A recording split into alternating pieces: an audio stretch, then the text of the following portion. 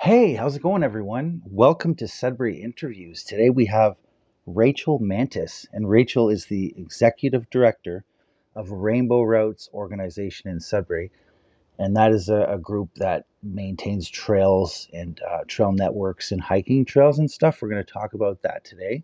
Just before we begin, you can find us on sudstown.com and join the conversation. Hey, Rachel, how are you? I'm great. How are you doing? I'm so happy to have you on this interview because I've been trying to get you for a little while. So very grateful for that. Oh, thank you for making the time for me and Rainbow Roots. Yeah. So to start out, I usually like to give people a little bit of a history about how you came to be the executive director of such a wonderful organization. Yeah, for me, I've always loved the outdoors. I've been in a canoe since I was 4. I kayaked, I hiked backcountry camping, but I guess I'll give you the short version, really. I moved to Sudbury to be closer to parks and the outdoors, where I'm originally from, right on Lake Ontario, just near a small town called Port Hope, Newcastle area. Actually, just a hamlet in between there. Very tiny area that I'm from. I love the countryside, but I moved up here because I loved the parks that we have here in the surrounding Sudbury area and all of the natural geology. It really speaks to me. And so I moved up here in 2009. I was working with the Friends of Killarney Park at that time. On and off, I've worked with them in a few different roles. And most recently, in 2019, I became their executive director and loved getting to be back in the park.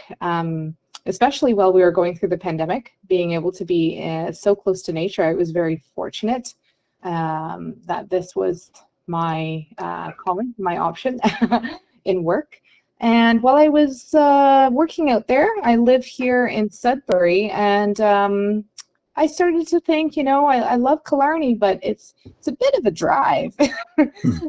And heard about the Rainbow Roots Association hiring for their new executive director.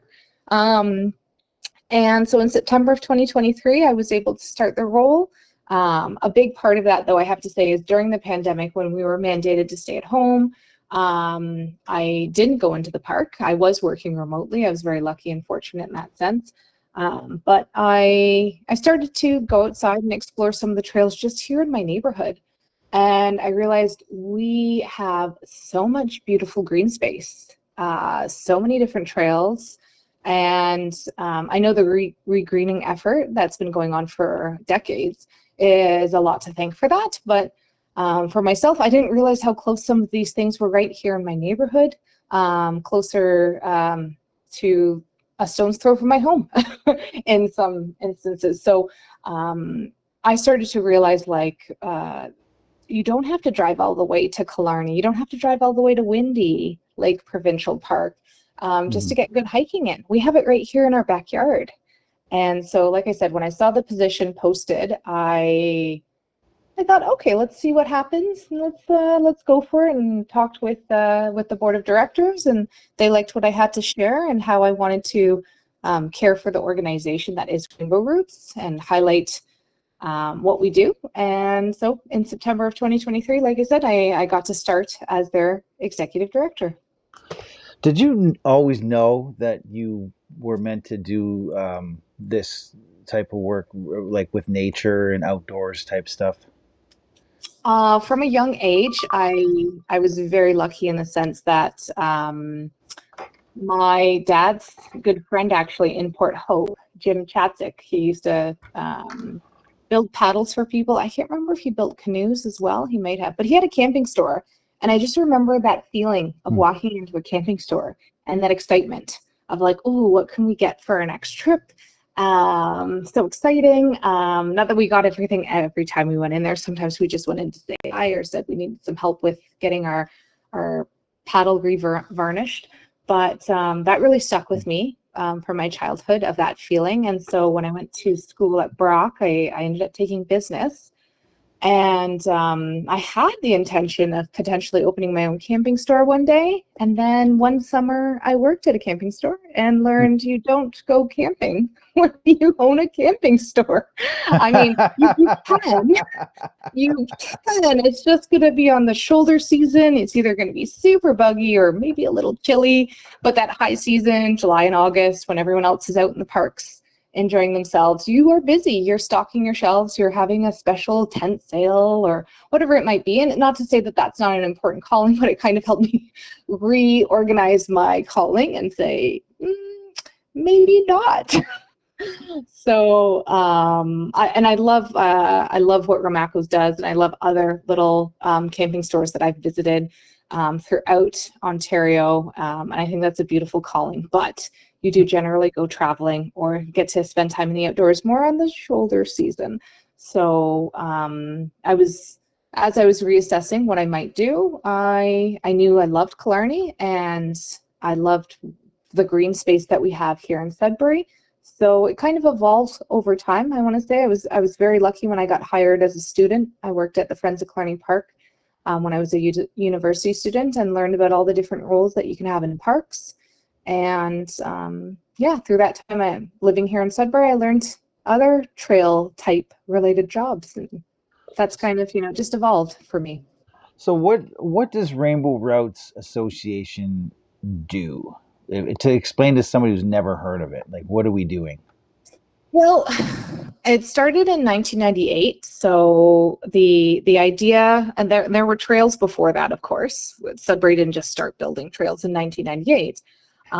But one of the reasons why we realized, and the volunteers and community members who are such a huge part of the heart and soul of what Rainbow Roots is and how we survive and what we do so well, is letting those volunteers speak up and state, I think it was the Trans-Canada Trail was potentially going to bypass the Sudbury area. I'm not sure how the route was going to Oh, go, wow.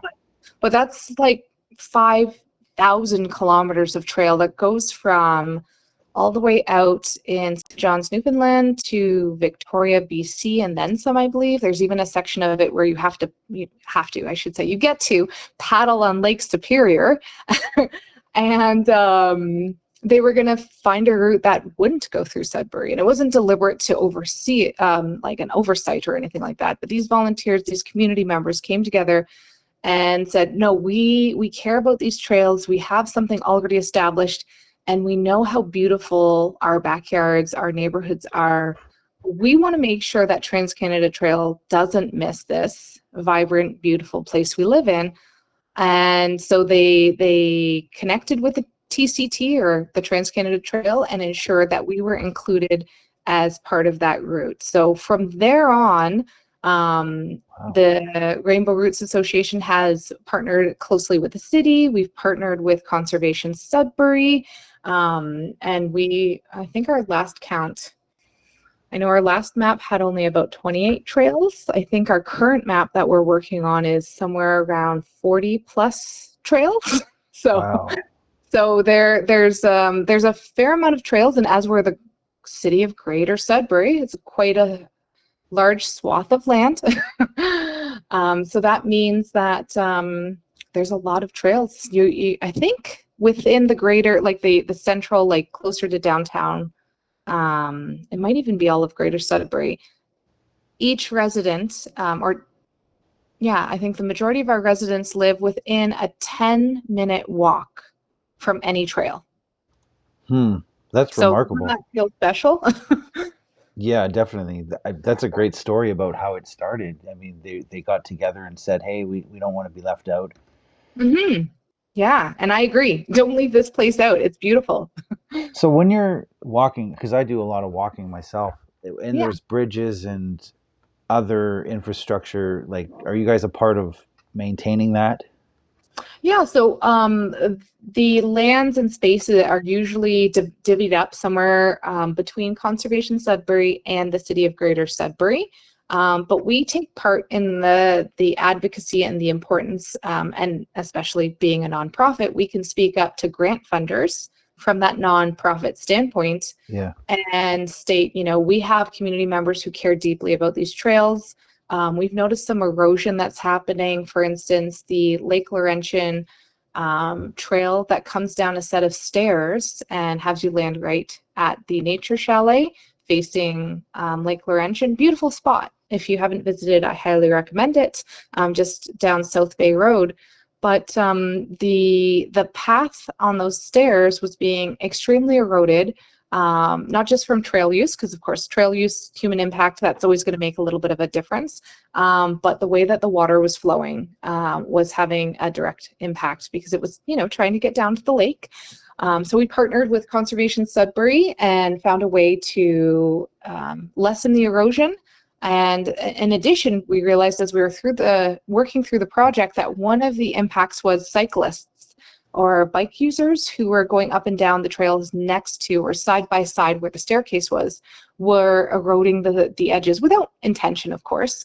And so we realized, okay, if we have a slight, it's not a detour per se, but it's right next to where the set of stairs are.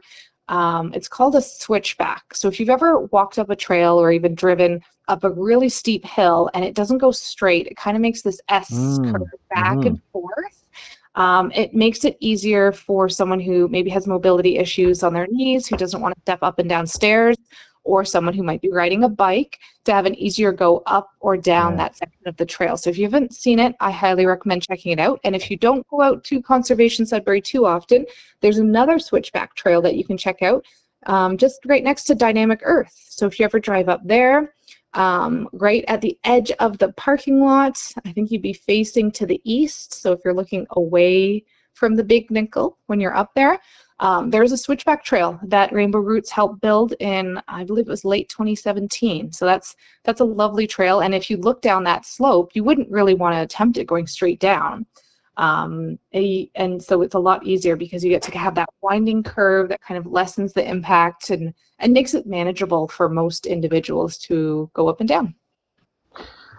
Great. Yeah, that's a really great spot there. I was just going to ask you about that before you mentioned it, the zigzagging. So on your Facebook page, the header or the cover photo has a photo of people with like it looks like skiing poles or something. Yeah, so we call that urban polling.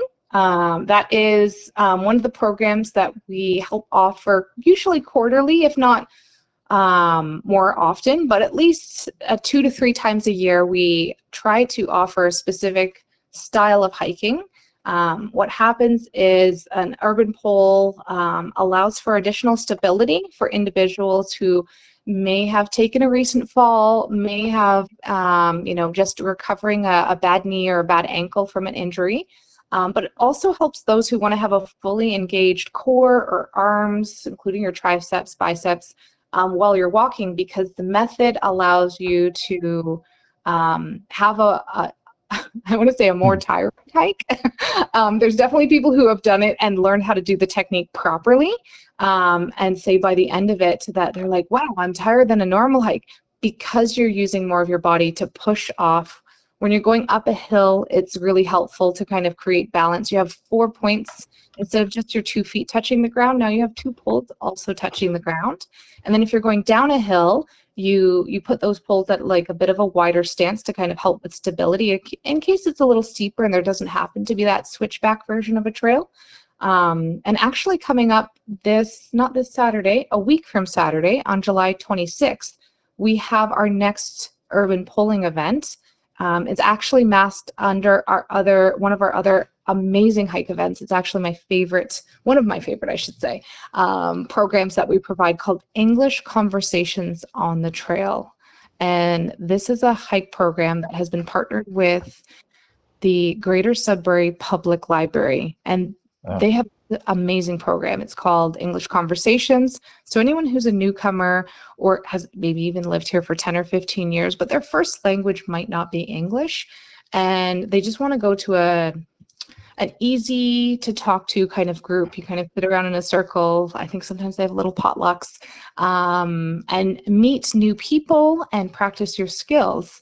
And we had a resilience coordinator a few years back who said, You know, there's a huge impact when you're outside in nature. Like it lowers your stress naturally. Just being out in nature for 10 or 15 minutes, staring at a body of water can really do that too. If you don't have time for a full hike, just if you happen to have an area to walk out to, our office is actually right in Minnow Lake. You can walk over to Minnow Lake, sit on a bench, stare into water. That can help lower your stress. But for individuals who are learning a new language, I know I've attempted a few languages myself. It can sometimes be stressful to even just be looking at someone in the face, making direct eye contact, and say, okay, how am I going to attempt this word that I've never said in my life before, but I've looked at it or I've heard it on Duolingo or however you're learning your language skills. And what happens when you're walking on the trail is you're side by side. You're not making direct eye contact, so you're already lowering that intimidation factor. But Hmm. there's also just so many new amazing people who are moving to Sudbury, like myself included. I moved here about 15, almost actually 16 years ago now. Um, and if you're new and you don't know the trails, the first purpose of this hike is, we always want to help people learn where our trails are and how to be safe on those trails. But the second part in the English conversations on the trail is to have individuals, and they can be long-term Sudburians who come out on the trail and talk with some of these newcomers who might struggle with their English skills and want to feel a little bit more confident in learning the colloquial norms and how we talk with one another. And we usually have a hike leader who shares some really great information. For instance, this coming hike, July 26th, we'll be meeting at York and Paris Street. That's the parking lot, but you come down to the Grace Hartman Amphitheater, and just in front of that, we'll have our hike led by our urban pulling hiking instructor. Her name's Mayfany, and it's going to be about an hour and a half to 2 hours, and it's going to be a beautiful hike. Hopefully we've got good weather. We'll hike even if it's raining, but if there's lightning and thunder, we will cancel the event. Hopefully, fingers crossed, that doesn't happen. Great. Tell us about the Sudbury Camino. Oh, What is that? it's funny you say that because that hike on July 26th is leading into a training session because a part of the Sudbury Camino actually walks right through Bell Park. So that's where that hike is going through.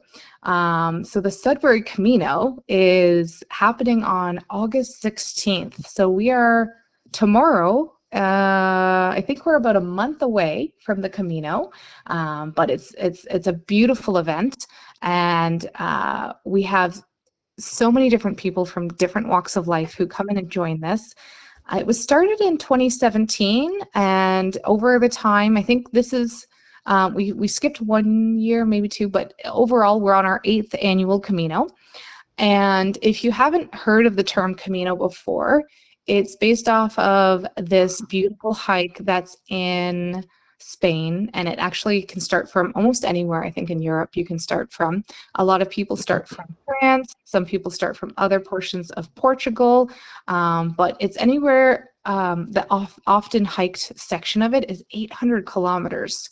Wow. And in order to do that, you generally need to take a month's time to do that. And you can do like the last 100 kilometers. That's the official, or that was the one that was, I think, at first attempted in like the 10th century. I think there was a king of portion of Spain who was trying to find the remains of someone who was very Huh. important historically. He was walking to this church. So anyhow, there's a lot of history behind it, and anyone who walks it can have a different peaceful meaning, spiritual meaning, or it could just be an important question that you're trying to ask yourself in life. And you kind of maybe have a little bit of a meditation or thought on that issue or decision that you might be making while you're on this hike. Sometimes people do it with friends, sometimes people do it with family members, and a lot of people do it solo, so they kind of can walk at their own pace and keep going. And of course, we don't have, well, we might have close to 800 kilometers of trail. I know we manage 92 kilometers of the Trans-Canada Trail, but that's only a portion of the hike trails that we help oversee here in Sudbury. But when you're doing that 800 kilometers, if you happen to have the time to go away for a full month to Spain, on average, a person is doing anywhere from 20 to 30 kilometers in a single day. And I know if you say that over 30 days, like that, it sounds shocking. There are many different ways that people can train to do it. And what we thought in 2017 at Rainbow Roots, this predates me, but I know the intention of the organization was we should really consider having a way for people. Maybe someone can't fly all the way to Spain, or maybe they're planning to do it at one point and want to hike their version of a Camino. And 2017 also commenced the same time that the Trans-Canada Trail was fully connected. So they don't ever say completed because they're always building sometimes additions here and there and changes on the route. But it was fully connected all across Canada in 2017. So to celebrate that, Rainbow Roots said, we're going to host a very special hike event where you can do close to 30 kilometers in a single day. So this year on Saturday, August 16th, you have the option. You can start at Fielding Park and do a 28-kilometer route. You can start at our second starting point, Robinson Playground, and you can do a 21-kilometer route. You can also start from the Sudbury Arena, right near where Stompin' Tom statue is, and that one is going to be a 14-kilometer route. And the final starting point, this is more of the family-friendly hike. It starts at the Bioski Cottage, which is, if you follow South Bay Road all the way to the end, that is where that section of the trail ends, or starts, I should say. And if you follow that, when you get to the parking lot, it's just over to your right, and we'll have a table set up to help greet and remind people where to go. That will be the last 4 kilometers of the hike. So everyone will end up finishing at Moonlight Beach. And it's such a beautiful event. You can go for a swim after to cool down because it might be a hot day. We're hoping for good weather. But really and truly, anyone can do their Camino. And last year, it was so amazing to greet people who were coming across, we don't say finish line because it's not a race per se. It's just an appreciation of trails and the beauty of nature aspects that we have here in the city of Greater Sudbury. So, but the people who are coming across that last leg and coming up to our table to say, I did it, they were so proud, they were so happy. We got some beautiful photos and just that energy that people had of, wow, I did that. And there were some little kids, like I saw 10, 12, 15-year-olds, people who had said, I just had surgery last month. And they did the Camino in Sudbury, and I was so proud of everyone. I might sign up for that. You should. Yeah, we're hoping people will sign up before August 8th because that gives us enough time to plan. Because we try to have little surprises along the trail so that you can maybe get a little snack, or we have water stations that are set up in case it is a really hot day. We have some trail partners also who have agreed, such as, who is it? Science North has a water bottle refilling station. And that's, I want to say, not exactly the halfway point, but that's the point where you might be like, I really need some water, because after you cross the, we want to make sure people don't cross right at Paris Street, 'cause it's a little unsafe if you cross right at Paris Street. You want to come down where Science North has the crossing across from Health Sciences North and use that pedestrian crosswalk. It's a little bit safer. But before you do that, go into Science North and you can get your water bottle refilled. And as an extra perk about Science North, sorry, I'm calling them out again. They're so amazing. They are providing us with a very special gift for people who end up volunteering with us. So you can learn more if you sign up for volunteering with Rainbow Roots. If you specifically call out that you want to help on the day of the Camino, we'll be in touch with you, tell you all the details of where we might need you, whether it's at a water station or if you want to do a portion of the hike and help people move along, make sure that everyone's safe and no one gets heat stroke. We have lots of different volunteering roles we're looking for, and there's a special thank you that would be coming your way as a volunteer. You must be a mind reader, Rachel Mantas. That was my next question was going to be about the volunteering. Yes, I guess. Well, I've been got me twice for almost 2 years, and yeah, volunteering with Rainbow Roots. There's so many different things you can do. If you're outspoken and you have a niche piece of knowledge You could be a hike leader. So we have hike leaders who have a history background, who know all about the history of different areas within Sudbury. We have hike leaders who understand more about the biodiversity and the natural world. We have hike leaders who really care about just that basic knowledge of like, what do you need to know when you're going out on a hike, and kind of give that preliminary knowledge of, make sure you're bringing a map, make sure you bring water, and kind of help people who are starting out for the first time, or maybe haven't had that outdoor exposure. I was lucky enough that I had a father who was connected with scouting, and I've done Girl Guides, so I feel very blessed in the sense that I know, or I know some of, I can't know everything, but I know some of the knowledge you need to know to be safe out on the trails. But our volunteers really care deeply about those individuals who join us on our hike events. We also have volunteers who are going to be helping us with our trail counters. So we don't have cameras on the trails, but we do try to keep track of how many people are using the trails. And we use that data for when we apply for grants or looking for sponsorships or donations to kind of share, like, this is how many people in our community are using the trails. And as well, we sometimes have volunteers who go out and do a little bit of light maintenance, like those little markers you see on a trail that says turn this way, not that way. Yeah, so there's a whole slew of different things that volunteers can help with. And I definitely, if you reach out to us, we will find a role that's right for you.